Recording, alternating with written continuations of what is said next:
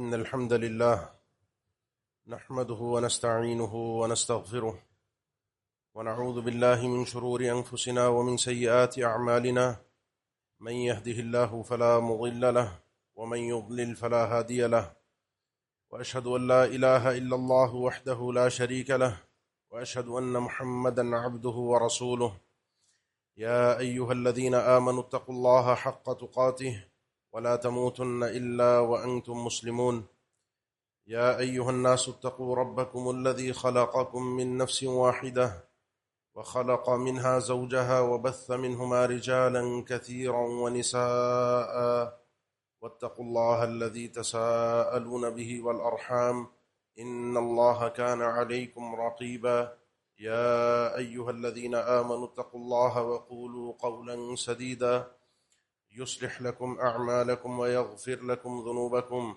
ومن يطع الله ورسوله فقد فاز فوزا عظيما أما بعد فإن أصدق الكلام كلام الله وخير الهدي هدي محمد صلى الله عليه وسلم وشر الأمور محدثاتها وكل محدثة بدعة وكل بدعة ضلالة وكل ضلالة في النار.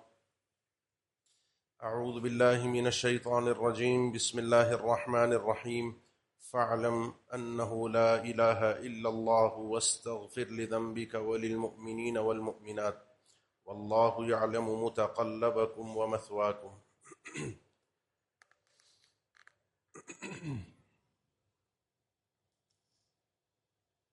اللہ تعالیٰ پر ایمان، توحید، اسی مقصد کے لیے ہم پیدا ہوئے ہیں.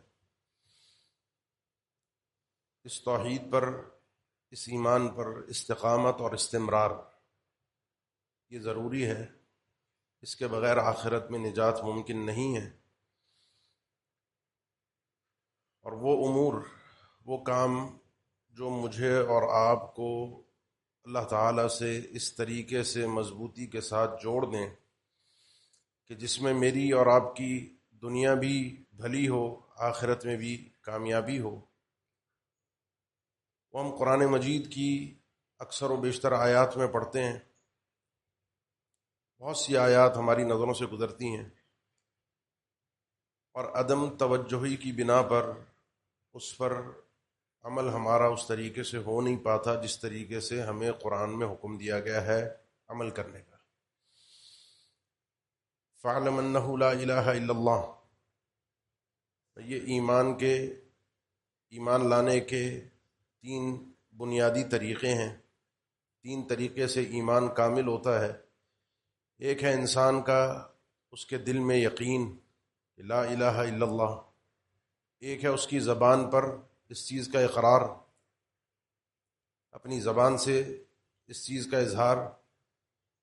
اور تیسرا ہے اپنے عمل کے ذریعے سے اپنی اس لا الہ الا اللہ کو ثابت کرنا. تو آپ یہ کیجئے، اللہ کے نبی صلی اللہ علیہ وسلم کو اللہ تعالیٰ نے حکم دیا وَاسْتَغْفِرْ لِذَنْبِكَ وَلِلْمُؤْمِنِينَ وَالْمُؤْمِنَاتِ. آپ نے استغفار کرنا ہے اپنے ذنوب کے لیے بھی اور تمام مومنین اور مومنات کے لیے. یہ جو نسخہ ہے جو اللہ تعالیٰ نے ذکر فرمایا ہے، یہ ہے توحید پر مضبوطی کے ساتھ، کامیابی کے ساتھ دنیا میں چلنے کا اور آخرت میں کامیاب ہونے کا نسخہ. وَاسْتَغْفِرْ لِذَنْبِكَ وَلِلْمُؤْمِنِينَ وَالْمُؤْمِنَاتِ، جس کو ہم سمجھتے ہیں استغفار. عام طور پر توبہ کے معنی میں استعمال ہوتا ہے، اپنے گناہوں کی انسان اللہ سے معافی مانگے، توبہ کرے. لیکن استغفار کا ایک خاص معنی بھی ہے. گناہوں کی معافی کے ساتھ ساتھ ایک خاص معنی بھی ہے کہ یہ میرے اور آپ کے اندر چھپا ہوا جو کہیں نہ کہیں کوئی نہ کوئی شرک، کوئی غیر اللہ کی طرف نظریں، بعض اوقات انسان کا اپنا نفس خود طاغوت اور بت بن کے انسان اس کو کھڑا کر دیتا ہے اپنے رب کے سامنے، اس کا اپنا نفس آڑے آ جاتا ہے.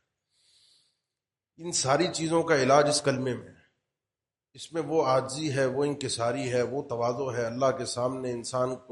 انسان کا اپنے آپ کو اس انداز میں کمتر اور حقیر کر کے پیش کرنا ہے کہ جس میں انسان یہ سمجھتا ہے کہ اللہ سے بڑھ کر حقیقت میں کوئی نہیں ہے. تھوڑا سا میرے ساتھ سمجھیے گا. ہمیں اللہ تعالیٰ نے حکم دیا ہے، اللہ کے نبی صلی اللہ علیہ وسلم نماز پڑھتے تھے تو نماز کے بعد 3 بار استغفر اللہ استغفر اللہ استغفر اللہ. یہ ذکر فرض کے ختم ہونے کے بعد ہے. ثم افیضوا من حیث افاض الناس واستغفر اللہ.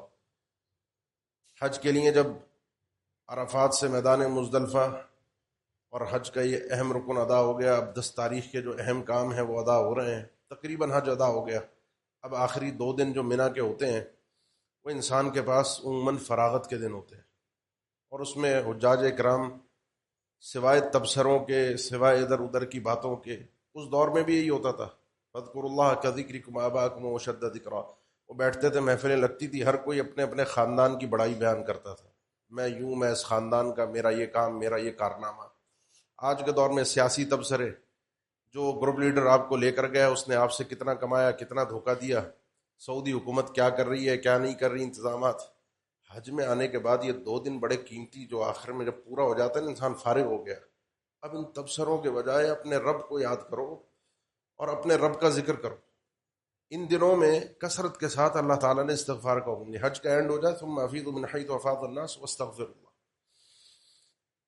سیدہ عائشہ فرماتی ہیں، بخاری مسلم مسند احمد کی حدیث ہے، اللہ کے نبی صلی اللہ علیہ وسلم کی زندگی کے کچھ ایام میں نے ایسے دیکھے کہ جس میں آپ کی زبان پہ کثرت کے ساتھ میں نے دیکھا سبحان اللہ و بحمدہ واستغفر اللہ واتوب الیہ. آپ صلی اللہ علیہ وسلم ویسے ہی. سیدنا عبداللہ ابن عمر فرماتے ہیں رضی اللہ عنہ، کسی محفل میں ہم اللہ کے نبی صلی اللہ علیہ وسلم کے ساتھ بیٹھے ہوتے، اس محفل میں آپ صلی اللہ علیہ وسلم کو یہ جملہ ہم کثرت سے کہتے ہوئے سنتے، رب اغفر لی وتب علی انک انت التواب الرحیم. 100 مرتبہ رب اغفر لی وتب علی انک انت التواب الرحیم. آپ صلی اللہ علیہ وسلم کثرت کے ساتھ یہ کام پہلے ہی کرتے تھے، لیکن فرمائے ان دنوں میں سیدہ عائشہ فرماتی ہیں آپ کا یہ انداز تبدیل ہو گیا، سبحان اللہ و بحمدہ اور واستغفر اللہ واتوب الیہ. اسی طریقے سے نماز میں رکوع اور سجدے میں اللہ کے نبی صلی اللہ علیہ وسلم کے ایک ذکر کا اضافہ ہوا، اور وہ تھا سبحانک اللہم ربنا وبحمدک اللہم اغفر لی. سبحانک اللہم ربنا وبحمدک اللہم اغفر لی. 3 چیزیں ہیں اس میں، ایک ہے سبحان اللہ، ایک ہے اللہ کی حمد الحمدللہ یا وبحمدہ، اور تیسرا ہے استغفار. سیدہ عائشہ رضی اللہ تعالیٰ عنہ نے اللہ کے نبی صلی اللہ علیہ وسلم سے اس کثرت کی وجہ پوچھی، اضافے کی وجہ پوچھی، تو آپ نے فرمایا یہ حکم الہی ہے، اذا جاء نصر اللہ والفتح ورأیت الناس يدخلون فی دین اللہ افواجا فسبح بحمد ربک واستغفر انہ کان توابا. جس مقصد کے لیے آپ صلی اللہ علیہ وسلم کو بھیجا گیا تھا، دنیا کے اندر جو آپ کا کام تھا وہ پورا ہو چکا.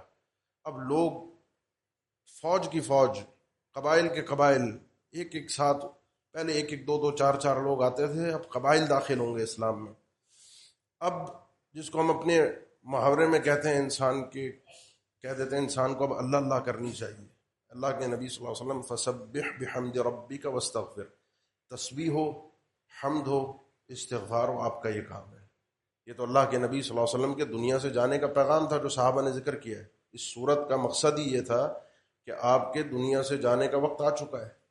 اس کے بعد آپ صلی اللہ علیہ وسلم نے ان کلمات کی کثرت کی. سحری کے وقت جو پورے دن قیام اللیل اور ساری عبادتوں کا اختتام ہے، اللہ تعالیٰ کو اس وقت میں خاص طور پر فجر سے پہلے کے اوقات میں یہ کلمات پسند ہے. والمستغفرین بالاسحار، اللہ نے تعریف کی ہے.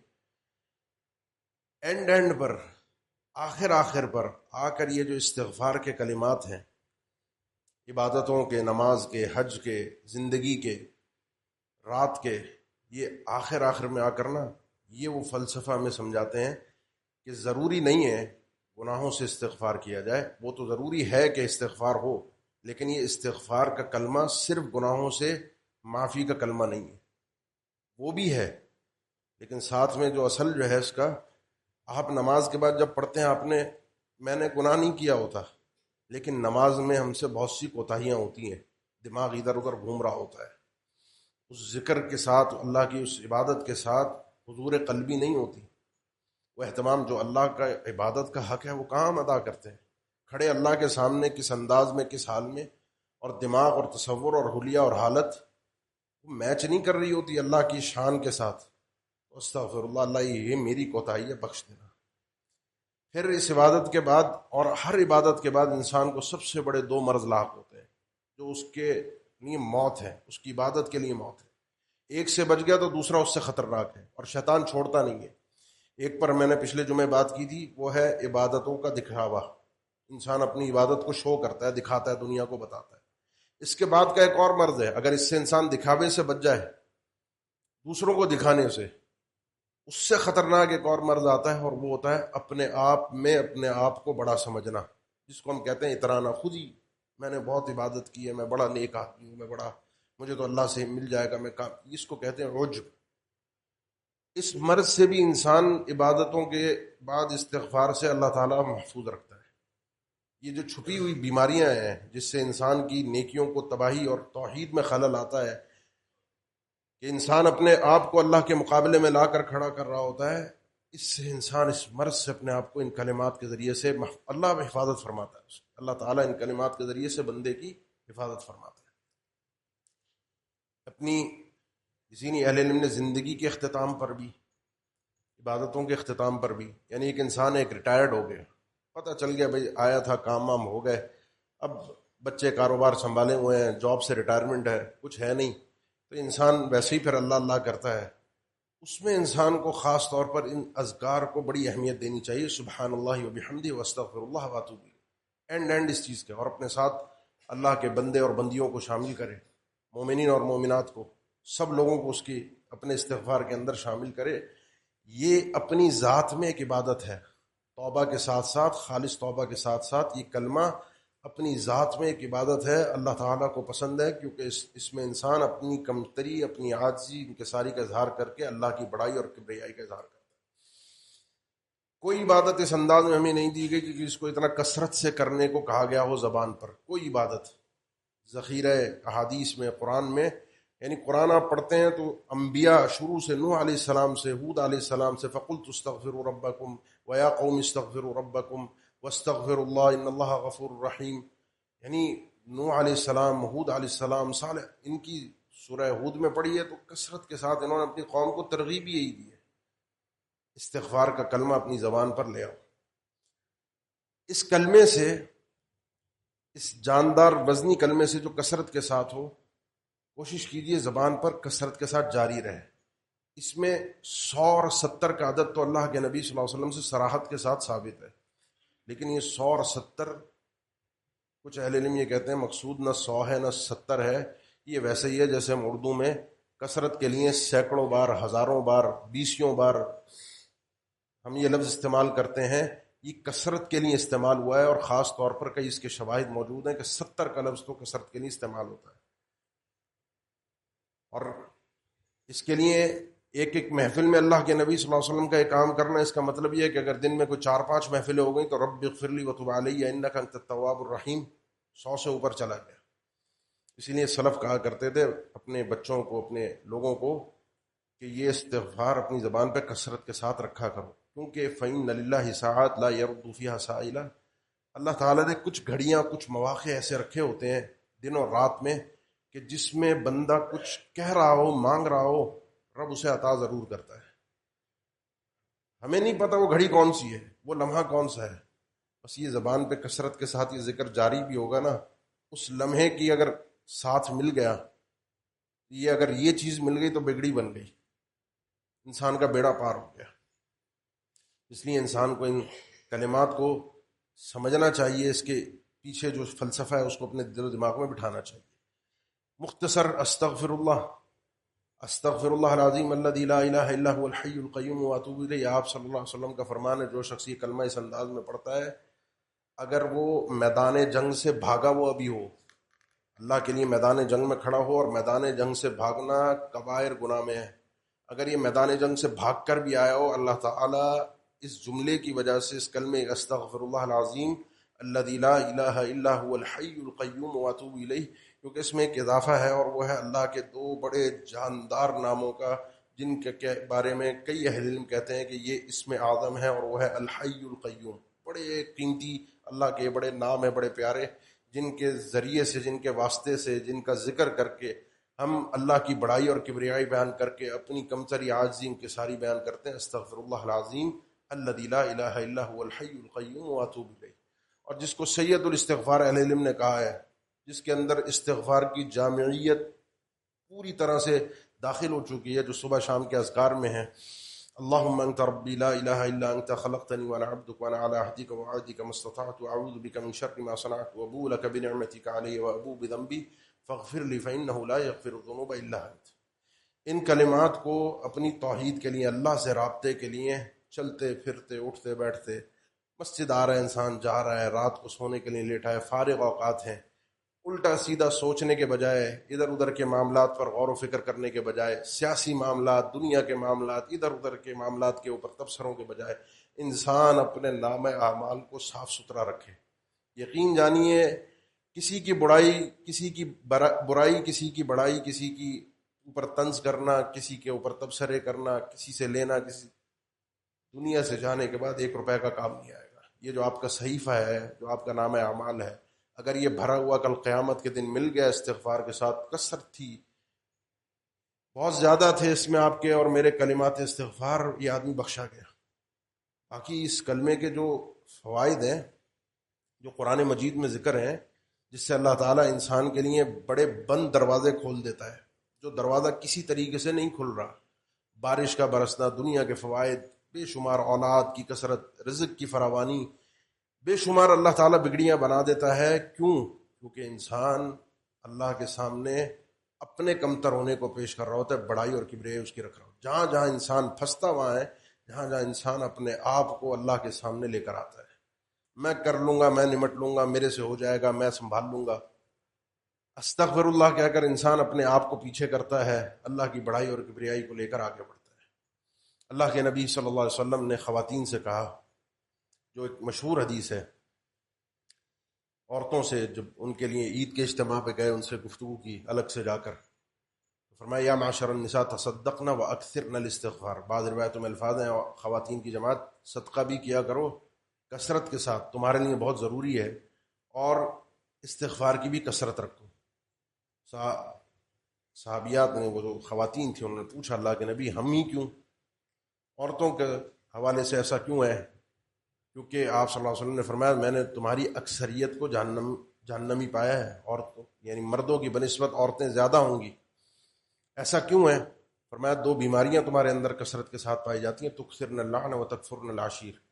تمہاری زبان پہ لعن، تان، برائیاں، کسی کو نہیں چھوڑنا، کسی کی عزت نہیں بخشنا، یہ بکثرت ہے. اور شوہر کو جس طریقے سے نچوڑ کر رکھتی ہو، وہ تو ہماری دنیا کی نسلیں سب جانتے ہیں، اس کو ذکر کرنے کی ضرورت نہیں ہے. یہ اندر تمہاری رچی بچی چیز ہے، حساب اس کا ہونا ہے. وہ جو شوہر کی نافرمانی ہے، شوہر کو جو ذہنی اذیت دینا ہے، اس کا بھی ہے، اور یہ جو زبان سے دوسری عورتوں کے حوالے سے برائیاں ہیں، اس کا بھی ہے. حل کیا ہے؟ حل آپ نے پہلے بتا دیا. حل یہ بیماری چھوڑ دو تو بہت اچھی بات ہے، چھوٹے گی نہیں، کہیں نہ کہیں ہوگی. یہ زبان کہیں نہ کہیں پھسلے گی، یہ دماغ کہیں نہ کہیں پلٹا کھائے گا شوہر کے متعلق. چھوڑ دو تو بہت اچھی بات ہے، لیکن چھوٹے گی نہیں. حل یہ ہے کہ اپنی دوسری سائڈ سے نیکیوں کا پلڑا بھاری کرو، اور وہ یہ ہے ایک صدقہ اور استغفار. استغفار سے ہوگا کیا؟ استغفار سے ہوگا یہ کہ انسان کے جو نام اعمال کے اندر یہ جو کھاتے میں جو برائیاں ہیں، یہ جو لعن طعن ہے، زبان کے جو گناہ ہیں، جب یہ زبان پہ استغفار آتا ہے تو کم سے کم اس وقت میں انسان اس برائیوں سے بچ جاتا ہے، مرد عورتوں دونوں کے لیے. کیونکہ یہ ہمارے فضول کے زبان کو چلانا، جس کی وجہ سے ہمارے کتنی بربادی ہوتی ہے، اس کا تو ہمیں اندازہ ہی نہیں ہے. جتنا یہ زبان پہ ہم سب کی رہے گا، خاص طور پر خواتین کی، اتنا ہی ایک تو اس وقت میں عورت برائی سے بچے گی، اور جو زبان کی برائیاں پہلے ہیں اللہ اس سے بھی محفوظ رکھے گا. اور اہل علم نے یہ بھی ذکر کیا ہے کہ انسان کسی کی غیبت کرتا ہے، کسی کی پیٹھ پیچھے برائی کرتا ہے، اور وہ برائی اس کے اندر موجود ہے، اور اللہ تعالیٰ ہم سب کو محفوظ فرمایا ہے یہ مرض ہمارے سب کے اندر بکثرت موجود ہے. پھر انسان کو خیال آتا ہے کہ معافی مانگ لے. ایک کسی کو اللہ تعالیٰ دماغ میں ڈال دیتا ہے کہ توبہ کر لے. اب یہ ہے مسئلہ حقوق العباد کا. خالی حقوق اللہ کا ہو تو انسان ویسے ہی اللہ سے معافی مانگ کے اپنے آپ کو حقوق العباد کا معاملہ حقوق العباد کے بغیر چھوٹتا نہیں ہے، معاف نہیں ہوتا. تو غیبت کے معاملے میں اہل علم نے اس کی توبہ کے جو طریقے ذکر کیے، ان میں ایک طریقہ یہی ہے کہ انسان کسی کو بتائے کہ میں نے تمہاری غیبت کی ہے، تو وہاں اگر فساد اور جھگڑے کا اور مزید معاملے کے بگڑنے کا خطرہ ہو، اس انسان کی طبیعت اور مزاج ایسا ہے کہ اس کو اگر پتہ چل گیا میں نے اس کی برائی کی اور میں خود ہی جا کر معافی بھی مانگ رہا ہوں تو بخشنا نہیں ہے، بلکہ اور جھگڑا فساد بڑھے گا. تو اس صورت کے اندر خاص طور پر ویسے بھی کسی سے آپ معافی مانگ بھی لیں، تب بھی اگر آپ نے کسی کی برائی کی ہے پیٹھ پیچھے، حساب تو دینا. اور وہ برائی جو اس کے اندر موجود ہے حقیقت میں، یعنی وہ خامی، وہ کوتاہی، وہ غلطی اس بندے کے اندر موجود ہے اور پیٹھ پیچھے میں اس کے بات کر رہا ہوں، معافی کا خیال آ جائے تو عورتیں بھی سنیں، مرد بھی سنیں. اللہ کے نبی صلی اللہ علیہ وسلم نے اس کے لیے استغفار کہا ہے، اپنے لیے بھی اور بعض روایات میں اس آدمی کے لیے بھی جس کی آپ نے غیبت کی ہے، اس بندے کے لیے بھی جس کی آپ نے پیٹھ پیچھے برائی کی ہے. کثرت کے ساتھ جو استغفار ہے یہ انسان کو ان برائیوں سے، ان چیزوں سے بھی نکالتا ہے. اور اس بندے کے لیے بھی استغفار، واستغفر لذنبک وللمؤمنین والمؤمنات، اس بندے کے لیے بھی استغفار انسان کو بچا لیتا ہے. اپنی زبان کے حوالے سے، اپنے اعمال کے حوالے سے، اپنی توحید کے حوالے سے، اپنے جو آپ کا نام اعمال کے اندر نیکی درجہ ان کی حفاظت کے حوالے سے، یہ ایک نبوی نسخہ ہے، یہ قرآنی نسخہ ہے جو انسان کو کثرت کے ساتھ کرنے سے اللہ تعالیٰ محفوظ فرماتا ہے. وہ معاملات جو اس وقت اجتماعی شکل کے اندر ہمارے ساتھ ہو رہے ہیں اور بکثرت اور پے در پے ہو رہے ہیں، ایک کے بعد ایک ہو رہے ہیں، اور جس کی طرف ہم توجہ نہیں کر پا رہے ہیں، مطلب کبھی سیلاب کا آنا، کبھی زلزلوں کا آنا، کبھی معاشی پریشانی. کووڈ کے بعد سے 2017-18 کے بعد سے تو دنیا کے احوال جس انداز سے بدل رہے ہیں میں اور آپ سمجھ نہیں پا رہے ہیں. تبصرے تو ہم ظاہری چیزوں پر کرتے ہیں، یہ وجہ جس کی وجہ سے گناہوں کی کثرت، حرام خوری کی کثرت، حرام راستے آسان ہو جانا، انسان کے نیکیوں کا برباد ہو جانا، انسان کا اللہ سے غافل ہو جانا، یہ جو ایمانی موت ہے اس پر تو توجہ ہی نہیں جاتی. جب توجہ نہیں جا رہی تو ہلکی انسان فکر کیسے کرے گا؟ اس کے لیے سب سے پہلے جو ہم اللہ سے لڑ رہے ہیں بیٹھ کے، اللہ سے لڑائی کو ختم کرنا پڑے گا.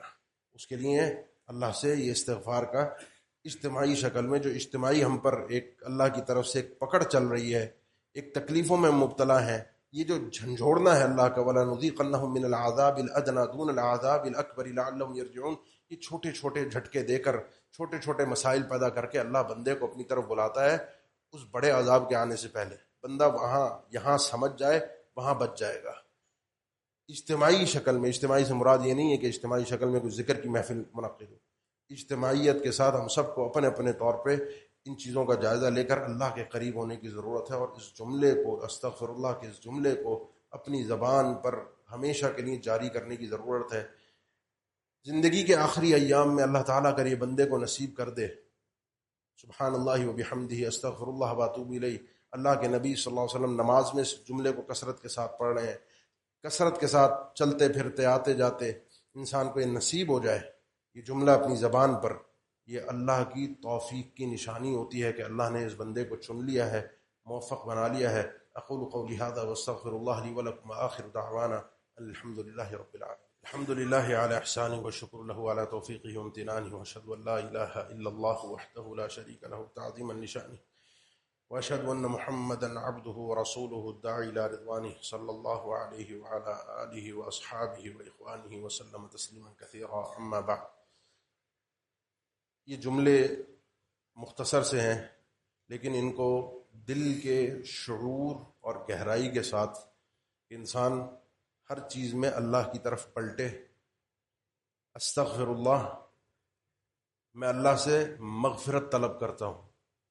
مغفرت غفار کی، پردہ رکھنے والا، ستر رکھنے والا، ڈھانپنے والا. اللہ میرے گناہوں کو، میرے عیوب کو، میرے مسلوں کو پردے میں بھی رکھے، چھپا کر بھی رکھے، معاف بھی کر دے.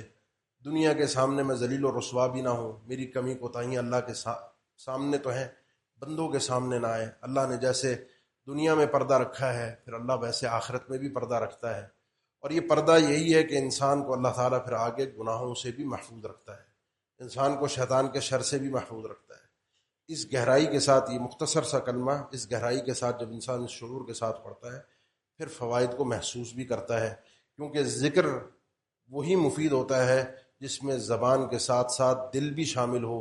خالی زبان کا ذکر کچھ نہ کچھ فائدہ تو دے جاتا ہے لیکن ایمان کی تقویت کے حوالے سے کافی کچھ خلل باقی رہ جاتا ہے. یہ چند اعلانات ہیں. 28 ستمبر انشاءاللہ اتوار کے دن آپ کسی مسجد میں ظہر کے بعد، یعنی آنے والی اتوار کو بعد نماز ظہر، فضیلت الشیخ عبد الرحمن چیمہ صاحب درس حدیث ارشاد فرمائیں گے انشاءاللہ. خواتین کے لیے بھی انتظام ہوگا انشاءاللہ الرحمن. بہت سے بھائیوں نے دعاؤں کے لیے بھی کہا ہے، پریشان بھی ہیں. ہمارے استاد فضیلت الشیخ علامہ عبداللہ ناصر رحمانی حفظہ اللہ کی اہلیہ کا بھی انتقال ہو گیا. اللہ تعالیٰ ان کی بھی مغفرت فرمائے. جو پریشان حال ہیں اللہ تعالیٰ ان کی پریشانیوں کو دور فرما دے. ہمارے ایک بھائی ہیں بڑے پریشان ہیں، ان کے ظالموں کے حوالے سے، ان کے گھر کے حوالے سے کافی ان کے لیے پریشانی ہے. اللہ تعالیٰ ان ظالموں کو جنہوں نے ان کے ساتھ ظلم کیا ہے، اللہ تعالیٰ ان کے انجام سے ان کی آنکھوں کو ٹھنڈا فرما دے. اللہ تعالیٰ ہمارے لیے بھی عافیت اور سلامتی والا معاملہ فرما دے. ہمارے ملک کے لیے، عالم اسلام کے لیے، جو فلسطین کے مظلوم مسلمان ہیں، جو ایک ظلم کی ایسی تاریخ رقم ہوئی ہے کہ شاید تاریخ میں کوئی اس کا ذکر ایسا ملتا نہ ہو. اللہ تعالیٰ ہم سب کو عافیت بھی عطا فرما دے اور ان بھائیوں کی مدد کرنے بھی توفیق دے، اور کل قیامت کے دن ہمیں ان سب کے ساتھ سرخرو فرما دے. ان الحمد للہ نحمده ونستعینه ونستغفره ونعوذ باللہ من شرور انفسنا ومن سیئات اعمالنا، من يهده الله فلا مضل له ومن يضلل فلا هادي له، واشهد ان لا اله الا الله وحده لا شريك له، واشهد ان محمدا عبده ورسوله. اللهم صل على محمد وعلى ال محمد كما صليت على إبراهيم وعلى آل إبراهيم إنك حميد مجيد. اللهم بارك على محمد وعلى آل محمد كما باركت على إبراهيم وعلى آل إبراهيم إنك حميد مجيد. عباد الله، إن الله يأمر بالعدل والإحسان وإيتاء ذي القربى وينهى عن الفحشاء والمنكر والبغي يعظكم لعلكم تذكرون. فاذكروا الله الجليل يذكركم واشكروه على آلائه ونعمه يزدكم ولذكر الله أكبر والله يعلم ما تصنعون.